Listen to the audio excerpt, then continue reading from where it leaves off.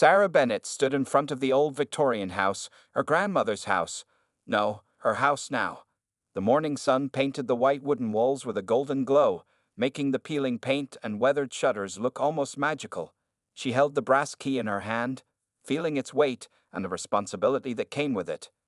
Just 2 weeks ago, Sarah had been sitting in Mr. Johnson's law office, listening as the elderly lawyer read her grandmother's will.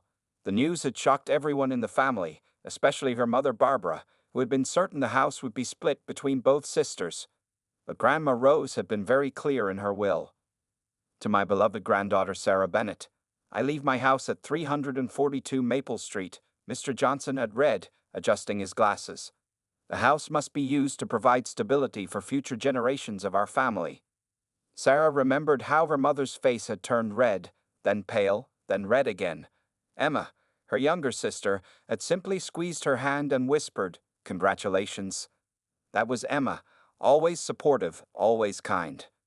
Now, at 28 years old, Sarah owned a house. Not just any house, but the beautiful Victorian home where she had spent countless weekends and summer vacations with Grandma Rose.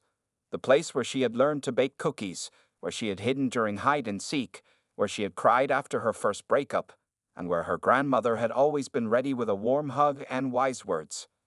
Taking a deep breath, Sarah walked up the creaky wooden steps to the wraparound porch. Her sensible black flats, the ones she wore to her job as a software developer, made soft tapping sounds against the wood. The key slid into the lock smoothly, as if welcoming her home. Inside, the house smelled of lemon furniture polish and the lavender sachets her grandmother had loved to place in every drawer. Sarah walked through the room slowly, running her fingers along the familiar wallpaper. Everything was exactly as Grandma Rose had left it: the old piano in the corner of the living room, the collection of teacups in the china cabinet, and the worn but comfortable furniture that had witnessed decades of family gatherings.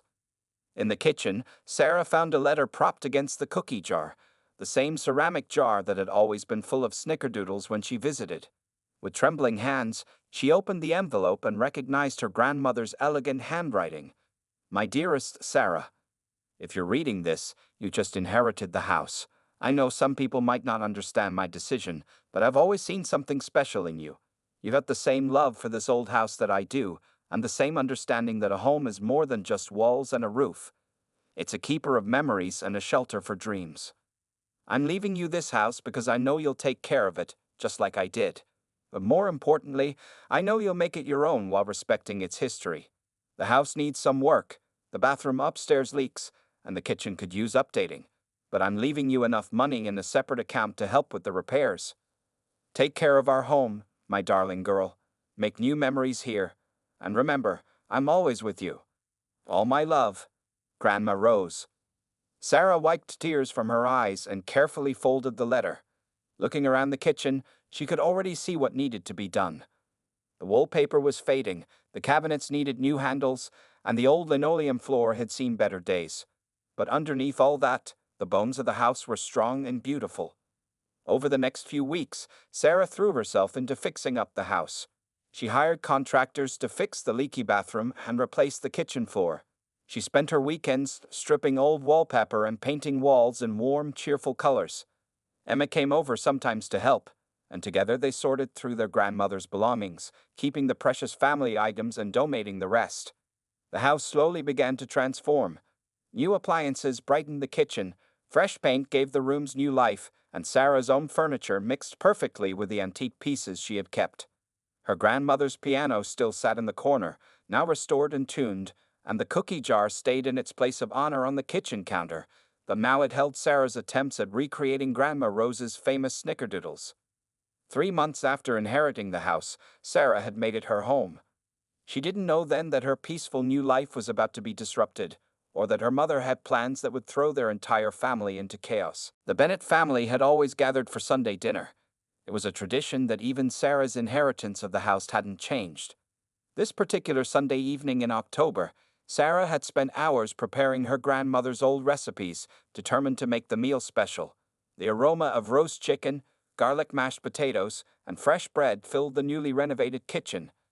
At exactly 6 o'clock, the doorbell rang.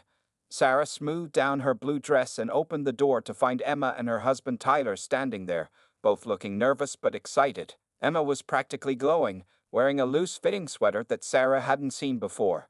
Behind them, their parents Barbara and David were climbing the porch steps. "Something smells amazing," Emma said, hugging her sister. Sarah noticed that Emma held the hug a little longer than usual, and there was a slight tremble in her voice. Barbara swept in, her sharp eyes taking in every change Sarah had made to the house. "You painted over your grandmother's wallpaper?" she asked, her tone making it clear she didn't approve. David, their father, just gave Sarah a warm hug and headed straight for the kitchen to help with the dishes.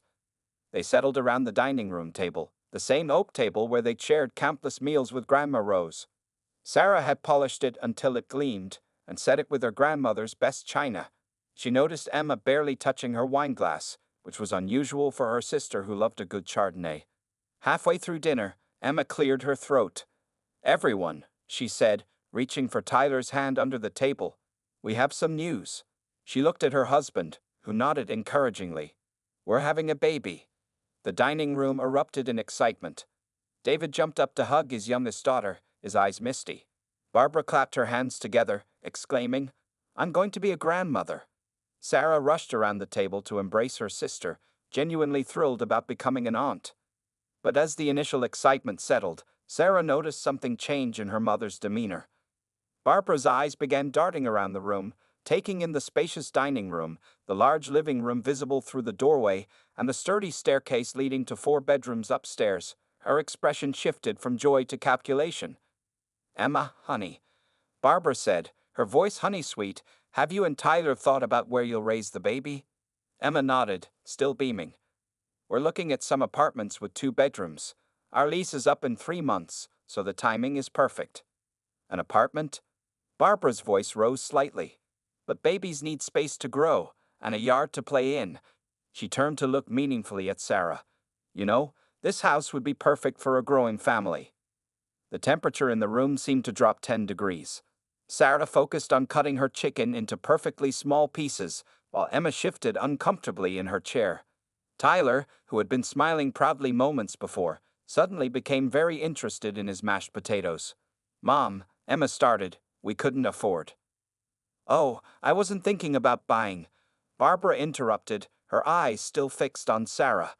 "Family helps family, isn't that right? And Sarah, darling, you're single, working all the time.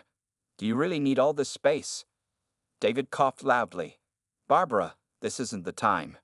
I'm just saying," Barbara continued, her voice rising, "that your grandmother always wanted this house to benefit future generations. And now we have a future generation on the way." She gestured at Emma's still flat stomach. Sarah gripped her fork tighter, feeling her face grow hot. The house had been her home for 3 months. She poured her savings into renovations, carefully preserved what mattered most, and made it her own while honoring her grandmother's memory. And now her mother wanted her to just give it up? "Mom," Sarah said quietly but firmly, "this is my home." Barbara's lips pressed into a thin line. "We'll discuss this later," she said, turning back to Emma with a bright smile that didn't reach her eyes. "Now, sweetheart, have you thought about names?" The rest of dinner passed in a blur of forced conversation and awkward silences. Sarah could feel her mother's disapproving glances, could see the wheels turning in Barbara's head. As she washed dishes later that night, alone in her kitchen, Sarah had a sinking feeling that this was just the beginning of a much bigger battle. The morning after the eventful family dinner, Sarah sat at her kitchen counter, clutching a cup of coffee and trying to shake off her unease. The autumn sun streamed through the windows, making patterns on the new granite countertops she'd installed. Everything felt different now, as if her mother's words had somehow changed the very air in the house. Her phone buzzed, a text from Barbara. "Can you meet me for coffee at the Daily Grind? We need to talk about the situation." Sarah's stomach tightened. She knew exactly what situation her mother meant, but maybe if they talked it out, Barbara would understand. After all, her mother could be reasonable sometimes. Sarah texted back a quick "okay" and got ready to leave. The Daily Grind was their usual meeting spot, a cozy coffee shop halfway between their houses. When Sarah arrived, Barbara was already there, sitting at a corner table with 2 cups of coffee. She'd ordered Sarah's usual, a vanilla latte, which was never a good sign. Barbara only bought coffee for others when she wanted something. Darling, Barbara said, standing to give Sarah a quick hug. Her perfume was overwhelming, just like her smile. I'm so glad you could come. We need to have a serious discussion about the house. Sarah sat down, wrapping her hands around the warm coffee cup. Mom, I know what you're going to say, but... Just listen first, Barbara interrupted, holding up one perfectly manicured hand. I've been thinking about this all night. Emma and Tyler are starting a family. A baby needs a proper home, not some cramped apartment. Your grandmother would have wanted her great-grandchild to grow up in that house. Grandma Rose left the house to me, Sarah said quietly but firmly. She was very clear about that. Barbara's smile tightened. Yes, but she couldn't have known Emma would be pregnant. Things are different now. You're single, focused on your career. A house is too big for one person anyway. Think about it. You could get a nice apartment closer to your office, save money on the commute. Mom, I put thousands of dollars into renovations. I've made it my home. And we'll compensate you for the renovations, of course, Barbara said quickly. Tyler's parents could help with that. The important thing is doing what's best for the family. For the baby. Sarah felt her temper rising but kept her voice steady. The baby will be perfectly fine in whatever home Emma and Tyler choose. They're both working. They can afford a nice place. But not like this house. Barbara's voice rose slightly, drawing glances from nearby tables. She lowered it again, leaning forward. Sarah, be reasonable. Emma's going to need help with the baby. I could come over every day, help her settle in. The nursery could go in your old room. It has the best morning light. Sarah realized with a start that her mother had already planned everything out. In Barbara's mind, the house was already Emma's. Mom, the answer is no. I'm not giving up my house. Barbara's friendly facade crumbled. I can't believe you're being so selfish. Your sister is pregnant, and you're worried about your renovations. What would your grandmother say? Grandma Rose would say exactly what she said in her will, that the house is mine. Sarah stood up, her coffee untouched. I love Emma, and I'm thrilled about the baby. They can visit any time, but this is my home, and that's not changing. You'll regret this, Barbara said, her voice cold. When that baby comes, and you're rattling around alone in that big house while your sister struggles in some tiny apartment, you'll see how wrong you are. I have to go to work, Sarah said, gathering her purse. I love you, Mom, but this conversation is over. As Sarah walked to her car, her phone buzzed again. This time it was Emma. Mom just texted me about the house. I'm so sorry. Tyler and I never asked for this. Please don't be mad at us. Sarah leaned against her car, closing her eyes. The morning had gone exactly as she'd feared, and somehow she knew this was just the beginning. Her mother's words echoed in her head. You'll regret this. Knowing Barbara, those words were as much a promise as they were a prediction. Opening her eyes, Sarah straightened her shoulders and got into her car. She had a right to keep her house, and no amount of guilt-tripping would change that.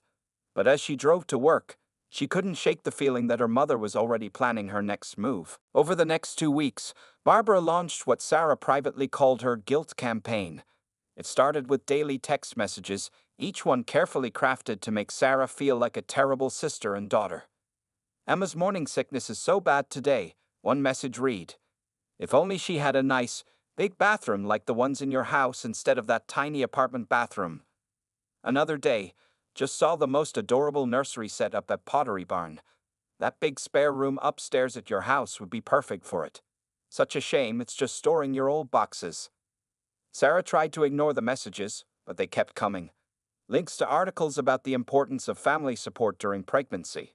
Photos of Emma looking tired at work. Statistics about stress and pregnancy complications in small living spaces. Every ping of her phone made Sarah's stomach clench. Then came the phone calls. Barbara would call at odd hours, her voice dripping with disappointment. I was just driving past your grandmother's, your house, she would say. All those empty rooms, while Emma and Tyler are cramped in that apartment. Your grandmother would be so upset to see this. Sarah held firm, but the stress was getting to her. She started having trouble sleeping, lying awake at night in her beautiful old house that suddenly felt like the center of a war zone. At work, she caught herself checking her phone constantly, dreading the next message from her mother. The situation took an even worse turn on a Wednesday afternoon. Sarah was working from home when she heard voices on her porch. Looking through the window, she was shocked to see her mother standing there with a man in a suit, gesturing at the house. "Mom?" Sarah yanked open the front door. "What's going on?" "Oh, Sarah." Barbara's surprise seemed rehearsed. "This is Mr. Peterson from Riverside Realty. I was just showing him the property." "Showing him the—" "Mom, you can't just bring real estate agents to my house." Mr. Peterson looked uncomfortable. "I was told this was a family property being prepared for sale." "It's not for sale," Sarah said firmly. "Mom, you need to leave. Now." After they left, Sarah's phone exploded with messages from Barbara. "I'm just trying to help. Mr. Peterson knows exactly what young families are looking for, and you're being ridiculous. I'm your mother. I have every right to help plan for this house's future." That evening, Emma called in tears. "Mom's been sending me listings for baby furniture that would look perfect in your house," she sobbed. "Tyler and I never asked for this. We're happy to find our own place, but Mom won't listen. She's driving everyone crazy." Sarah felt exhausted. "It's not your fault, Emma. How are you doing, really?" "The morning sickness is better, but—" Emma hesitated. "Mom's making everything so stressful. Yesterday she tried to convince Tyler's parents to help convince you about the house. They were so embarrassed." The next day, Sarah came home to find Barbara and another real estate agent walking around her backyard. When she confronted them, Barbara acted completely innocent. "Oh, we were just admiring your grandmother's rose garden, though it would make a wonderful play area for the baby." The final straw came 3 days later. Sarah returned from grocery shopping to find her mother had somehow gotten inside the house. Barbara was in the living room with not one but 3 real estate agents, giving them a tour. "And this original hardwood flooring," Barbara was saying, "really adds to the value. Oh, Sarah, I was just—" "Get out." Sarah's voice was shaking. "All of you, get out of my house right now." "Sarah, don't be dramatic." "I said get out." Sarah had never raised her voice to her mother before. "This is breaking and entering. How did you even get in?" Barbara pulled out a key. "I kept your grandmother's spare key. For emergencies." "Give me that key. Now." Sarah held out her hand, trembling with anger. "And if you ever try something like this again, I'm calling the police. I mean it, Mom." As the real estate agents hurried out, looking mortified, Barbara turned to Sarah with tears in her eyes. "I'm your mother. Everything I do is for this family's good. Why can't you see that?" But Sarah had reached her breaking point. This wasn't just about the house anymore. It was about boundaries, respect, and standing up for herself. She knew there would be consequences for this confrontation, but she couldn't let it continue. Something had to give. News of the break-in incident spread through the Bennett family like wildfire. By the weekend, everyone had taken sides, turning what started as a dispute over a house into a full-blown family crisis. Sarah sat in her kitchen on Saturday morning, listening to her father David try to make peace over the phone. "Your mother means well," he said, sounding tired. "She's just very passionate about what she thinks is right." "Dad, she broke into my house," Sarah reminded him. "She was giving tours to real estate agents like she owned the place." David sighed. "I know, sweetheart. I talked to her about that. She promised not to do it again." "Only because I threatened to call the police," Sarah said, rubbing her temples. She had a headache that wouldn't go away, just like this situation. The family divide grew deeper when Aunt Helen, Barbara's sister, started calling everyone to defend her sister. "Family should stick together," she proclaimed in a long voicemail to Sarah. "Your mother only wants what's best for the baby. Honestly, Sarah, I never thought you'd be so selfish." But Uncle Mike, their father's brother, took Sarah's side. "Barbara's lost her mind," he told Sarah when he visited to check on her. "That house is yours, fair and square. Rose knew exactly what she was doing when she left it to you." The worst part was how it affected Emma. Sarah's sister was caught in the middle, now 4 months pregnant and stressed about the whole situation. During a private lunch at a small cafe, Emma broke down crying. "Mom's telling everyone I'm living in some terrible slum," Emma sobbed, picking at her salad. "She showed up at my workplace yesterday, telling my coworkers how my selfish sister is forcing her pregnant daughter to live in danger. It was so embarrassing." Sarah reached across the table to squeeze her sister's hand. I'm so sorry she's dragging you into this. Tyler and I love our apartment, Emma continued, wiping her eyes. We've been saving for a down payment on a small house. But Mom keeps saying we're endangering the baby by not living in a proper home like yours. The situation got even more complicated when Barbara started posting on Facebook.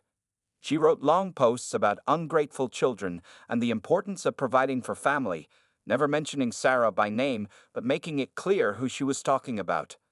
Family friends started commenting, taking sides without knowing the full story. Cousin Rachel, who had always been close to Sarah, called to warn her about the latest family drama.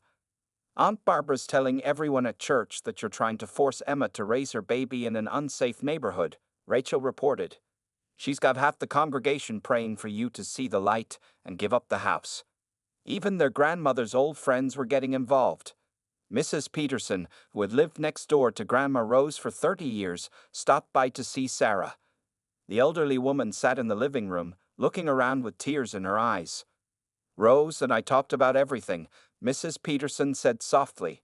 She told me she was leaving you the house because you were the only one who truly loved it for what it was, not what it was worth. Your mother never understood that. Sarah felt grateful for the support, but the constant drama was taking its toll. She started avoiding family gatherings, knowing they would turn into debates about the house. She changed her social media settings to private and screened all her calls. David tried to organize a family dinner to calm things down, but it fell apart when Barbara announced she wouldn't attend unless Sarah came to her senses. The few relatives who stayed neutral found themselves pressured to pick a side. One evening, as Sarah watered her grandmother's roses in the backyard, she found a real estate flyer in her mailbox. Someone, and she could guess who, had written "Think of the baby" across it in angry red letters. Standing in her garden, surrounded by the flowers her grandmother had planted decades ago, Sarah felt more determined than ever. This house wasn't just property to her. It was a legacy, a home, and a promise to her grandmother. No amount of family pressure would make her give that up, but as the sun set over her beloved home, she wondered how much more this fight would cost her. The final confrontation happened on a sunny Sunday morning, 6 months into Emma's pregnancy. Sarah had invited the family for brunch, hoping to have a peaceful meal and show everyone that she could be a supportive sister without giving up her home. She had even prepared a surprise.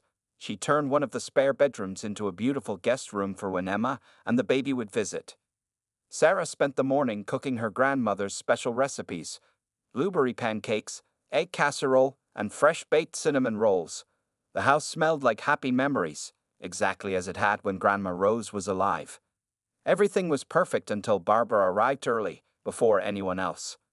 I thought we could talk privately first, Barbara announced, walking into the kitchen uninvited.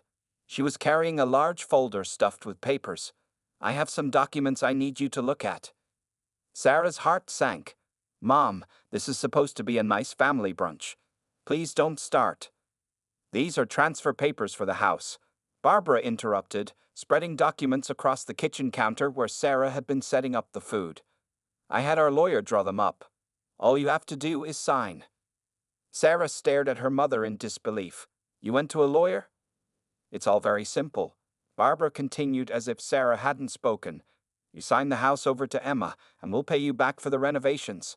I've even found you a lovely apartment closer to your office. Stop. Sarah's voice echoed through the kitchen. Just stop, Mom. This is insane. The front door opened, and Emma and Tyler walked in, followed by David and several other family members. They'd all froze at the scene in the kitchen. Papers scattered everywhere, Sarah red-faced with anger, and Barbara standing there with her folder. What's going on? David asked, though his tired expression suggested he already knew. Mom brought transfer papers for the house, Sarah said, her voice shaking.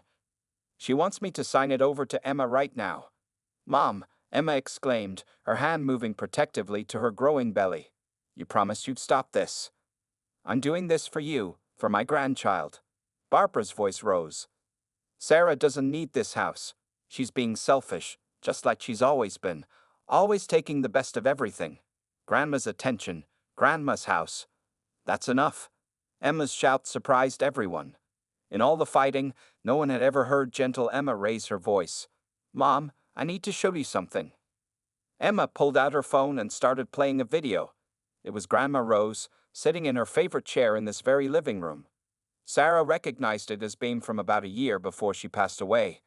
I'm recording this. Grandma Rose's voice came clearly through the phone speaker, because I know there might be questions about my decision to leave the house to Sarah. Barbara, my dear, I know you won't understand. You see this house as an asset, something to be used.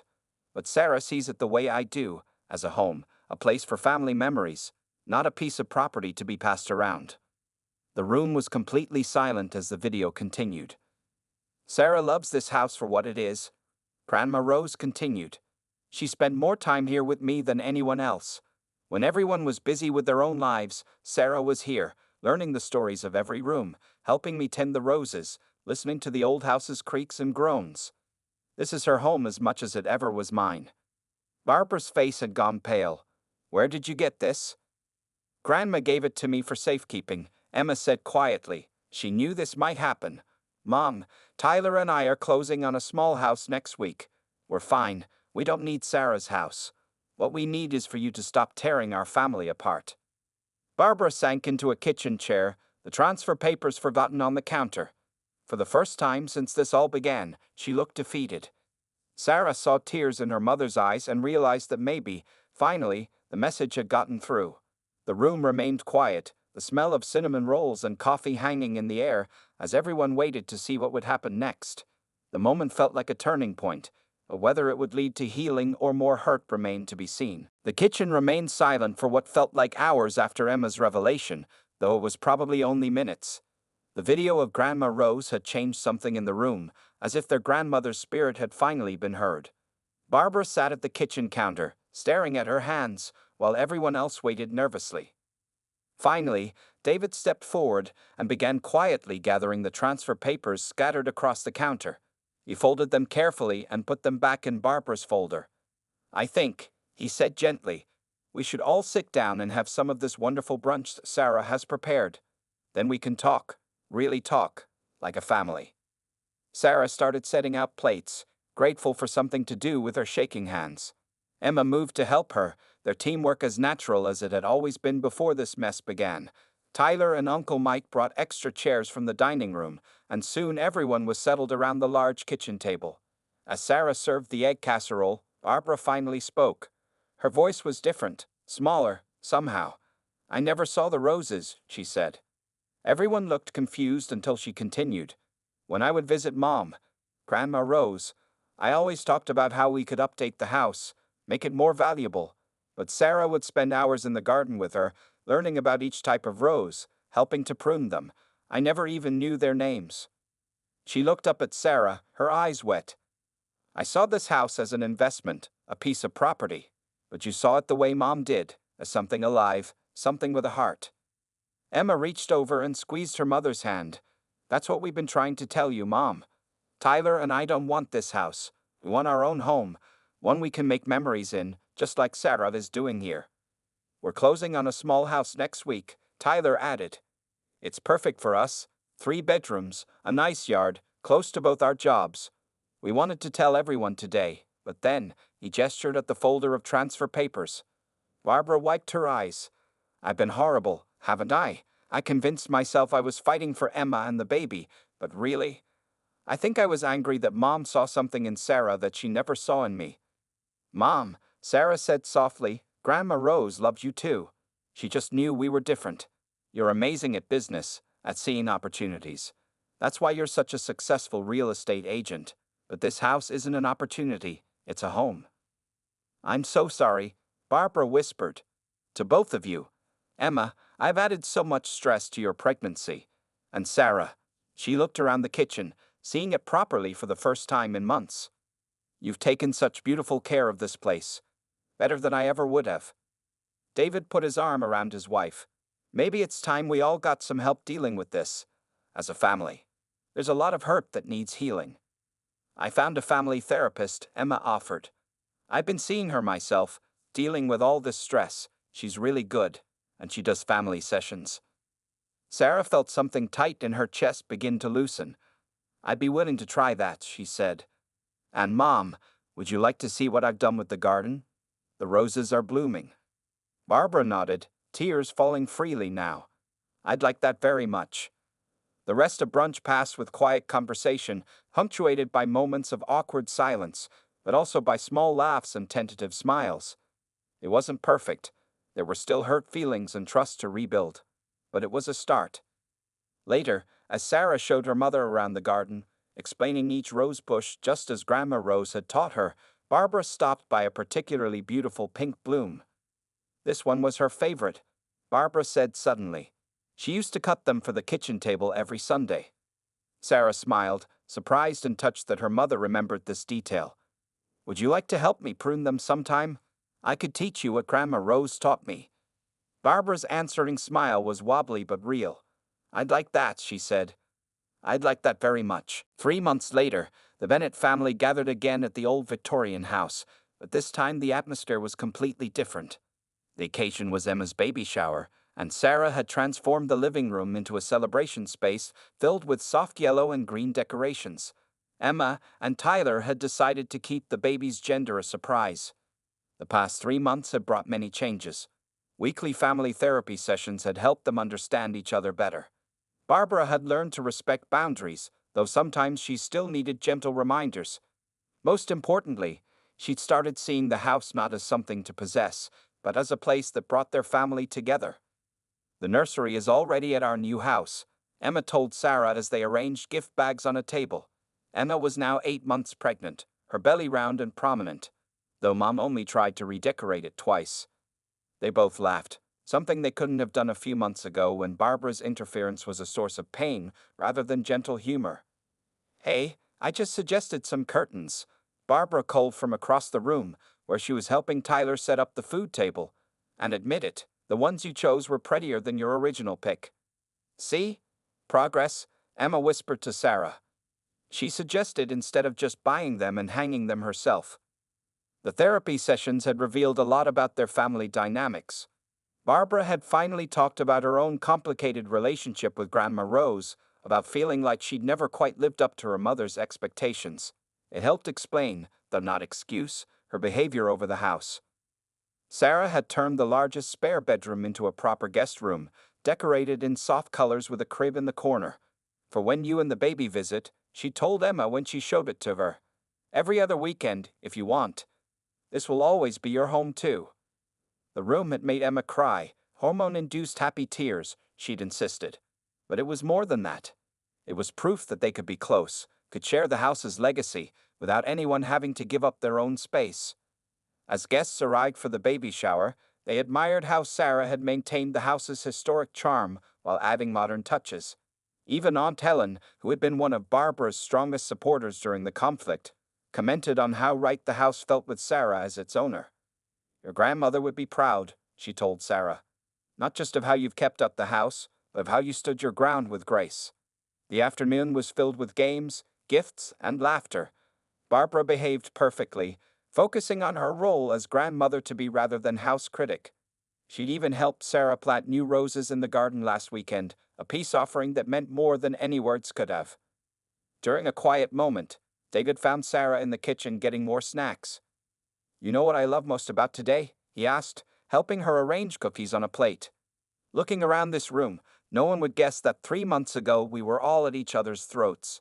You and your mother working together, Emma and Tyler excited about their own place. It all worked out the way it was supposed to.